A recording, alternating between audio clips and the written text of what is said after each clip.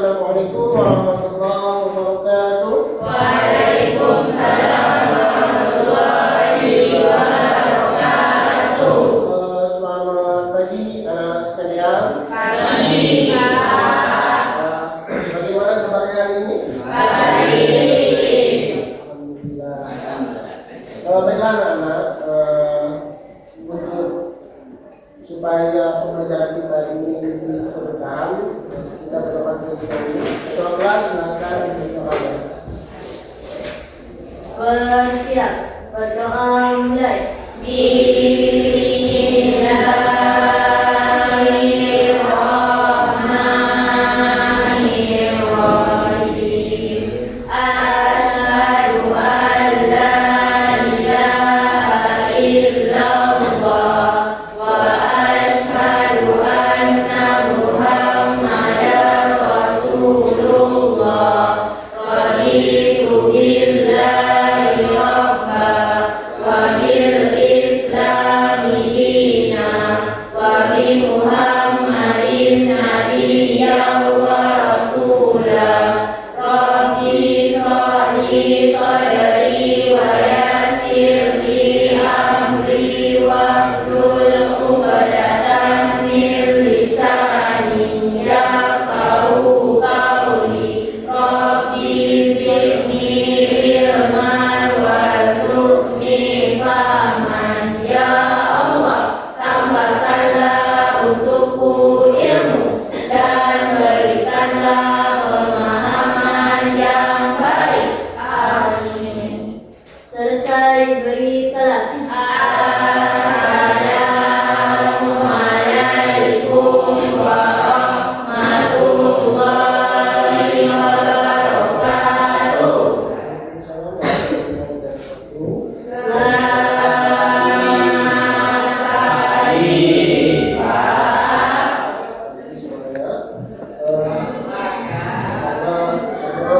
Secara absen yang tidak hadir siapa? Keterangannya apa? Izin. Adapun capaian pembelajaran kita hari ini, ya adapun KP-nya itu anak-anak bisa memahami bagaimana kalian itu mengenali pola citra dan suara, kemudian memahami profesi bidang KA, dan memahami bahwa manusia memikul tanggung jawab etika dan hukum atas KA, sehingga pada kondisi tertentu pengambilan keputusan itu tidak sepenuhnya diserahkan pada KA, artinya bergantung pada balik lagi kepada manusia itu sendiri. Walaupun KA bisa mengambil keputusan, tapi keputusan itu balik lagi ke kita, apakah kita mengikuti KA atau berdasarkan pengetahuan kita. Apa ya? Tapi untuk CP ini kita fokusnya di sini, yaitu memahami profesi di bidang kecerdasan artifisial. Ya, adapun tujuan pembelajaran kita, yang pertama itu kalian bisa mengidentifikasi berbagai profesi yang terkait dengan AI di bidang, ya masih ada bidang pendidikan, bisnis, teknologi, kesehatan, sosial dan kreatif. Nanti masing-masing kelompok itu dibagi per bidang. Ada kita 4 bidang aja: bidang kesehatan, bidang pendidikan, bidang bisnis, dan bidang teknologi. Nah, nanti masing kelompok membahas 4 bidang ini. Yang kedua, kalian menganalisis keterkaitan antara profesi AI dengan kebutuhan masyarakat nyata. Nanti kalian analisis, misalnya di bidang pendidikan, apa kebutuhan di masyarakat nyata, kira-kira apa yang dibutuhkan di masyarakat tentang AI, sehingga ini hubungannya apa profesi ini, misalnya guru, apakah guru ini butuh AI atau lain sebagainya. Nah, itu nanti dianalisis di diskusi kelompok. Yang ketiga itu merefleksikan, ya, merefleksikan profesi AI yang paling relevan dengan minat atau cita-cita. Nanti setelah kalian telusuri, misalnya di bidang pendidikan atau di bidang bisnis dan sebagainya, kalian kira-kira 5 tahun atau 10 tahun ke depan yang betul-betul cita-cita saya tentang AI ini apa pekerjaannya. Nah, itu yang keempat, baru nanti menghadirkan diskusinya dalam waktu sedikit waktu saja. Oke, paham seperti itu? Ya. Ya, sekarang persepsi. Ya, persepsi ini kalian menurut kalau AI makin berkembang, menurut kalian profesi apa yang akan muncul atau akan berubah? Silakan kalian tulis di sini, nanti kalian tempelkan di depan papan tulis. Bapak kasih waktu 3 menit saja.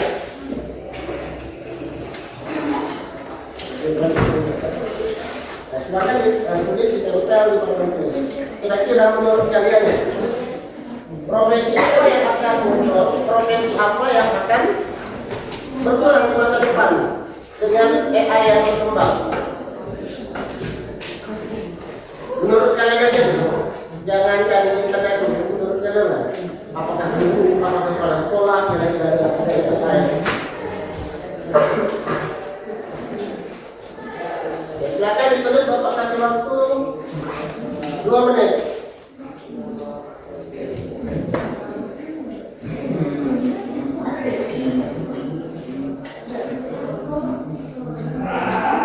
Ya, oke, 2 menit dari sekarang, silakan.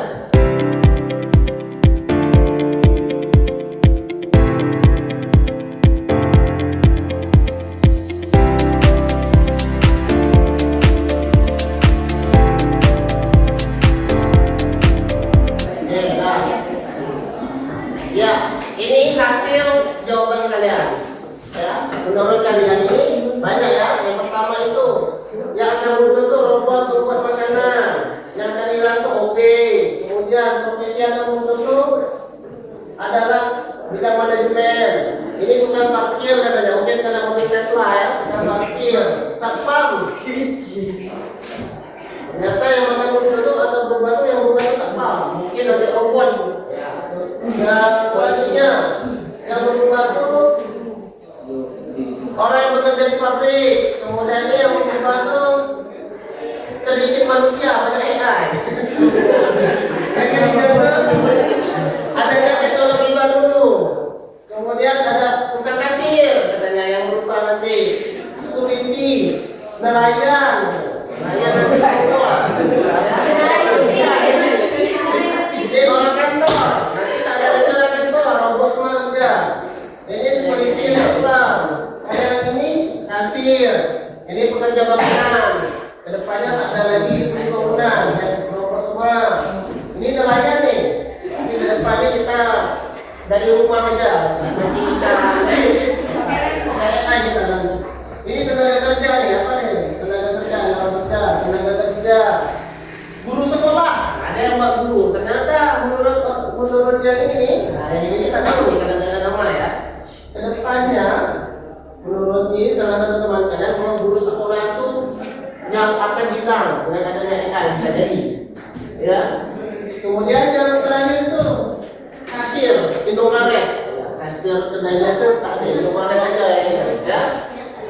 Oke, yang ini dosen, guru. Kalau yang ini polisi. Ada polisi lagi. Itu kan pendapat kalian.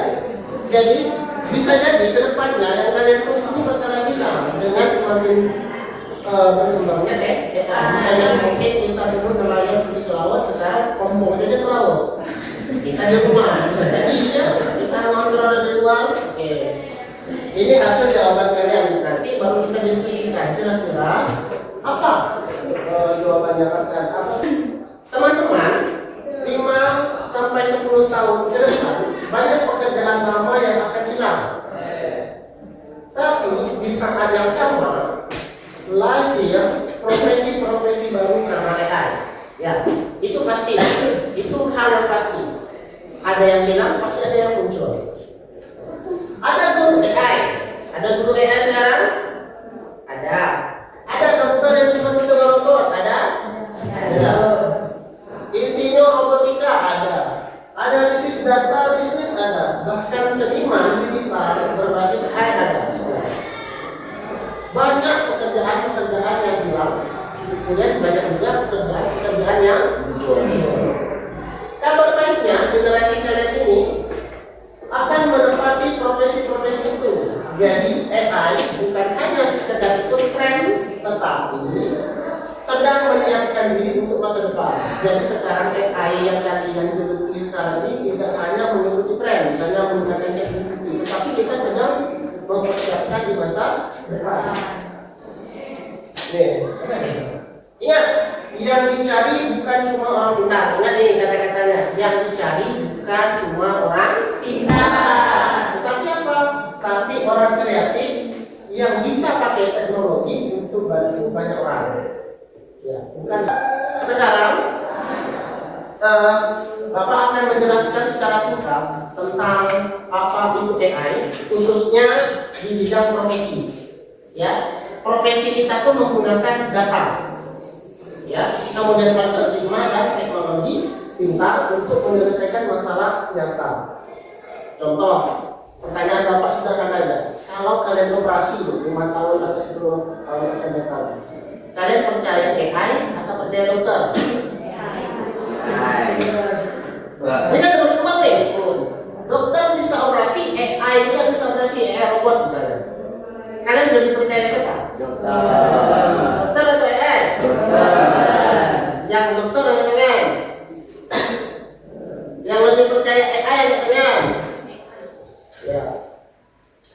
Jadi itu kembali lagi ke pribadi masing-masing, karena masing-masing itu memiliki namanya kelebihan dan kekurangan. Kemudian kita balik lagi, manusia itu kekurangannya apa? Ya, pertama keteledoran. Tidak instruksinya itu berdasarkan pengetahuannya kadang lupa. Tetapi AI dia berdasarkan data. Apa datanya? Misalnya kalau kita operasi, ternyata di dalam operasi itu karena pertama itu ada belah perut gitu. Orang atau suntik misalnya pertama itu adalah kita bius dulu. Kemudian setelah bius tunggu setengah jam, ya. Baru melakukan belah perut misalnya. Itu AI. Kalau manusia bisa jadi waktunya tak sampai 10 menit, 9 menit, misalnya. Itulah penjelasannya. Cuman manusia itu empatinya ada. Misalnya gini, AI misalnya sudah belah perut nih, ingin mengoperasi usus buntu. Ternyata setelah dia belah perut, usus buntunya tak apa-apa, misalnya, atau usus buntunya dioperasi tapi ada penyakit lain lagi. Kalau kita berdasarkan AI, mungkin ya hanya berdasarkan usus buntu. Tapi kalau manusia bisa jadi dia juga akan memperbaiki penyakitnya lain. Artinya apa manusia dan AI apa bedanya? AI ada empati. Manusia dokter ada empati. Mungkin secara kualitas operasi mungkin AI lebih bagus, hanya menyelesaikan usus buntu. Tetapi penyakit ini tak dihilangkan AI karena datanya tak ada untuk mengoperasi yang sebelah sini. Nah, tapi kalau dokter manusia, jadi rusak sebelah sini, mau dijahit ya dijahitnya. Berarti apa kelebihannya? Kalau AI berdasarkan data, kalau manusia berdasarkan empati. Apa yang dilakukan? Sama-sama bagus. Ya. Kemudian apa? Setelah datanya ada algoritma. Algoritmanya apa? Tata cara dia mulai dari virus, perut, kemudian dari dan sebagainya. Nah, itu algoritma dari AI. Setelah itu baru dia menggunakan teknologi pintarnya. Teknologi pintar itu apa? Untuk menganalisis seberapa parah penyakit usus buntunya. Kalau tidak parah, ya tak diangkatnya. Kalau parah diangkatnya. Itulah profesi AI khususnya di bidang kesehatan, terutama dokter. Ya, jadi kita juga masih membutuhkan manusia. Ya, oke? Paham seperti itu? Paham. Ya, ini profesi AI. Ini banyak lagi profesinya. Cuma Bapak kita ambil nanti untuk diskusi ini aja bidang pendidikan, bidang kesehatan, bidang bisnis dan bidang teknologi. Nah, jadi bidang inilah nanti kelompok satu itu bidang pendidikan, ya. Kelompok 2 bidang kesehatan, kelompok 3 bidang bisnis, kelompok 4 bidang teknologi. Nanti kalian cari di HP, gunakan apa sih profesi di bidang pendidikan. Oke, paham seperti itu? Kalau paham, kita bagi kelompok. Ini datang semua ya. Datang semua kecuali oke. Ini yang bagikan EA ya. Oke dah. Silakan lihat kelompok.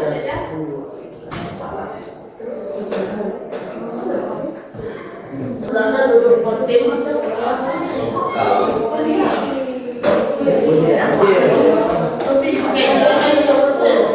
Kelompok 1, kelompok 2, kelompok 3, kelompok 4.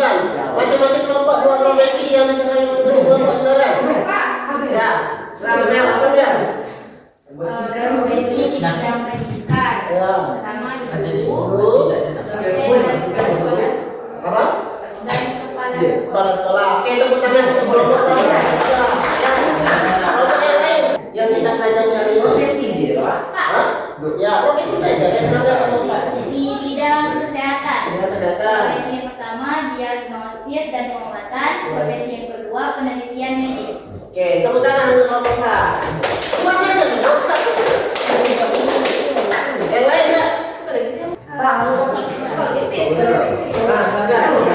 Di bidang bisnis adalah tenaga pemasaran sama analisis intelijen bisnis. Oke, tepuk tangan untuk kelompok satu. Sebentar aja. Profesi teknologi. Nah, 1. Software developer. Ya, 2. sebentar. Data scientist. 3. Spesialis.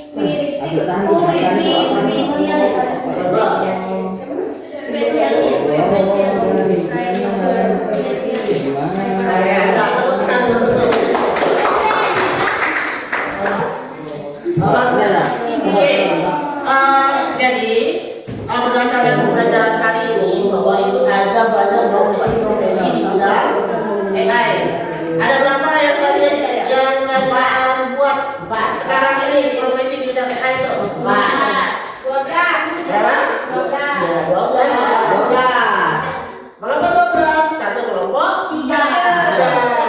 Artinya kali kelompok ada 12 profesi. Itu baru yang hari ini aja kalian ketahui. Masih banyak profesi-profesi lain yang bisa kalian kulik lebih dalam lagi. Ini kan, ini profesi-profesi yang untuk saat sekarang ini kalian cocok nih. Ada yang ingin jadi spesialis marketing, ada bisnis analis, kemudian ada product manager, kemudian ada penelitian medis. Itu kan profesi-profesi yang berhubungan dengan AI. Jadi kedepannya profesi inilah yang akan kalian jalani atau yang akan kalian temui di masa depan. Maka persiapkanlah diri kalian dari sekarang. Oke, sampai di situ paham? Ada pertanyaan? Oke, kalau ada pertanyaan, Sudah.